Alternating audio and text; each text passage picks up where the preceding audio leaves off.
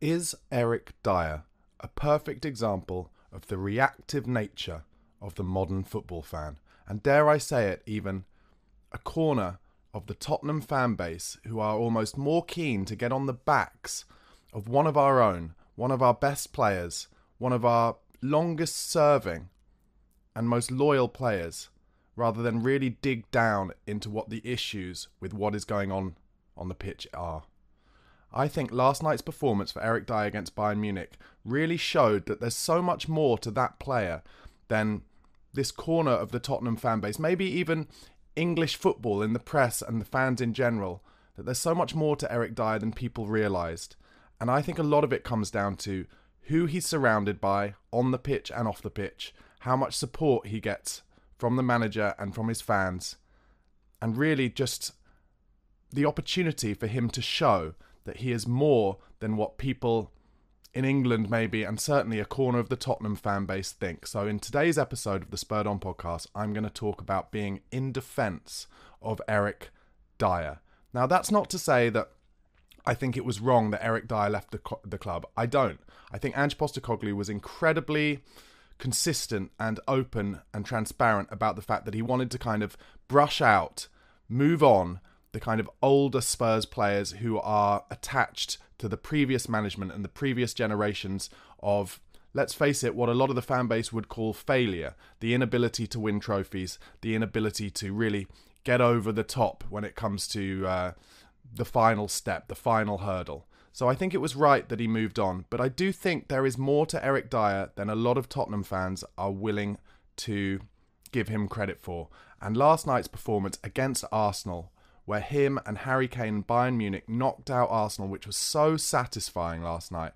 I think he really showed that he has what it takes still to be a top-level player. Eric Dier, 49 caps and 3 goals for England. You do not get to nearly 50 caps for England unless you are a good player. It's as simple as that. There's no real reason for a manager like Gareth Southgate to continually pick Eric Dier in squads unless he thinks he is of the top level of quality. And let's not forget, during that entire time pretty much he was picked, maybe apart from the first year or two, the Euros, where he scored against Russia, where we ended up going out against Iceland. But other than those couple of years, when Gareth Southgate was continually picking Eric Dier for his squads, it was despite the fact that a lot of people in the Spurs fan base or in England were saying that he's not really good enough. So, sure, Southgate proving there that he is a good player, but a lot of people will say, well, Gareth Southgate isn't a good manager. I personally don't think it's as simple as that, but let's go into some of the other managers who have absolutely relied on Eric Dier. We're talking about some of the most successful and vaunted managers in the history of the game. Starting with Pochettino, some of you will say, oh, he's not vaunted, he's not one of the most successful, but he has proven himself in England, and when he won the league in Paris Saint-Germain, he is a top manager. Pochettino adored Eric Dier. He was the one who put him in that defensive midfield position first and then moved him back to centre-back when we went to more of a 3 in the season where we came second to Chelsea. But let's move on from Pochettino. Jose Mourinho, a generational manager, absolutely loved Eric Dier. Tried to buy him when he was at Man United, put in a bid for £50 million, then played him pretty much every single game while he was at Spurs. Antonio Conte made Eric Dier the linchpin of his favourite 3 at the back system. And as Eric Dier said in an interview just in the last week, Antonio Conte drilled into him exactly what he had to do, and he knew it off by heart. And yet still, despite the fact that Antonio Conte thought that this was one of the best players he could have in his system, still a lot of fans were saying that Eric Dier was just not good enough to play for the club. And then finally, Thomas Tuchel brought him in, bit of a risk, brought him in from Spurs on a loan initially, and then played him pretty much in every single game and in both legs of a Champions League quarter-final where Bayern Munich have nothing else to play for. This Champions League title is all Bayern Munich have this season because of how good Bayer Leverkusen have been.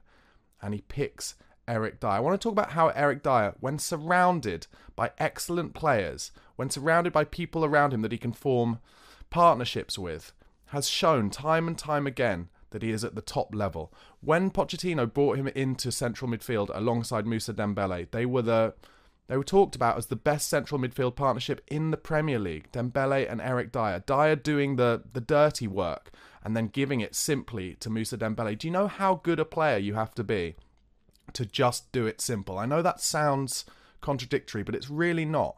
In that 15-16 and the beginning of the 16-17 season, when Eric Dier was playing in that defensive midfield role, the things that he would do brilliantly were drop back into the back in between Jan Vertonghen and Toby Alderweireld to help them out or to get the ball off them, and then give it to Moussa Dembele. He knew that Moussa Dembele had more about him in terms of beating a player, breaking the press on the half turn, and Eric Dier wouldn't try and do anything that he couldn't do.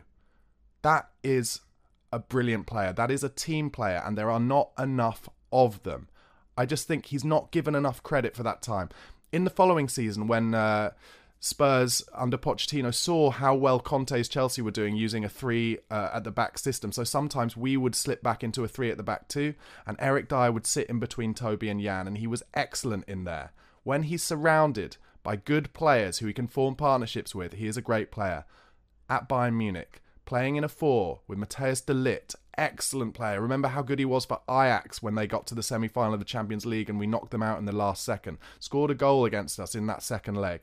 Top player, and they form a great partnership in a 4 at the back. How many people in England saying Eric Dier could never play in a 4 at the back? So many, for so many years, but he's proving he can. He's now a Champions League semi-finalist for the second time, this time with Bayern Munich, one of the biggest clubs in the world. And do not underestimate how big the pressure is playing for Bayern Munich. Absolutely huge, and the fans love him there. Let's not forget, Eric Dier currently keeping out of the Bayern Munich side, Upamecano, who was bought for 42 million euros, and Kim Min-jae, who was also bought from Napoli for 42 million euros. Eric Dier went there on a loan, which has now been made into a permanent transfer for a year's contract for nothing. He's shown enough to Tuchel in terms of his ability, but also I think in terms of his leadership to keep those players out of the side. Let's not forget about Eric Dier's personality as well. Climbed into the stadium at the Tottenham Hotspur Stadium to protect his brother who was getting abused by Spurs fans. How bad is that? How bad is that your family are getting abused by some Spurs fans in the stadium, by your own? That a player has to climb up into the stadium, collect a ban from the FA to protect his own brother. But to me, that shows his personality. How much stress has he been under down the years because there's been a corner of the Spurs fan base who, for some reason, think they know more than Jose Mourinho, Antonio Conte, Mauricio Pochettino, people like Thomas Tuchel. But no, you guys on Twitter at home, or whoever that idiot was in the stadium, think they know better than those managers and think that Eric Dier isn't good enough. It's just not true. Players go through ups and downs. Yes, Eric Dier can be a streaky player at times. We've all seen he's put together 10-game runs where he's been amazing and then he's made a mistake. But who doesn't make a mistake? And let's face it, a lot of the time that Eric Dier was playing at centre-back for Spurs, he was playing with Davinson Sanchez. Davinson Sanchez, another player who on his own, isn't untalented as a player. But was he right for Spurs at any point in terms of his ability on the ball? Arguably no. Eric Dier, a lot more comfortable on the ball than Davinson Sanchez. And I think when surrounded, like I've said, with players who are really excellent and he can form partnerships with, like Alderweireld, like Vertonghen, like de Ligt, shown his ability. In the mix zone last night, Eric Dier, after the game, still showing he has a big soft spot for Spurs. Asked whether there was anything more on it to beat Arsenal, to knock them out of the Champions League. He said it was so nice to knock them out. In fact, he repeated it. He just said it was nice. It was so nice. It was nice. You could tell that he didn't want to go too much into it because he didn't want to take away from the fact that he's a Bayern Munich player now, but he also wanted to show the Spurs fans that it meant a lot to him and Harry Kane to knock out Arsenal. And it's big, and I know some of you will be like, but now 5th place won't go into the Champions League. Well, I'm going to tell you this, and I hope you're still watching. The pressure is on Aston Villa now. Aston Villa have never made it into the Champions League before. Never. Spurs have. We have a bit more knowledge and a bit more nous about us in terms of how to do that. And 4th place is now all that's going to be enough. So Villa have to get that 4th place. There's no fallback position for them, where they could have relaxed a bit more knowing that 5th might be okay. Now it won't be. So it's going to be a fight to the death. And I think Spurs and Ange will press that home to the Spurs team and be like, now you know, you've got to go and get that 4th place. If you want to play in the Champions League, you've got to go and do it. So I think that's going to be big. So going back to Eric Dier, like I said, just an incredible performance last night. Go and watch the highlights if you haven't already. He was absolutely colossal. It was so impressive. Are there possibilities for him now to make it into the next England squad? I would say yes. You're going to say to me, well, you're being reactive. But I think if you look at his form in Germany, I'd say I'm not being reactive. You look at the players who are going to be playing centre-back for England in the squad anyway. Maguire, Joe Gomez. Branthwaite at Everton is a talent, but he's raw. He hasn't played at the top level. You want a bit more experience. So I would say Dier has really pushed himself back into that England squad reckoning. And like I said, just to top and tail this, do I think it was wrong for Eric Dier to leave Spurs? No, I don't. I think he'd had a great career at Spurs, and like I said, there was a corner of the fan base who didn't rate him, and he had to go off and prove himself, and that's what he is now doing. I would love him and Harry Kane to win the Champions League at Bayern Munich. I would love to see it. Really, he's a really eloquent guy, Eric Dier. Super smart guy. Wouldn't surprise me if he went into management if he fancied it, but maybe he's a bit too smart for that. But I was so impressed with how he played last night, and that's why I wanted to do a video about him.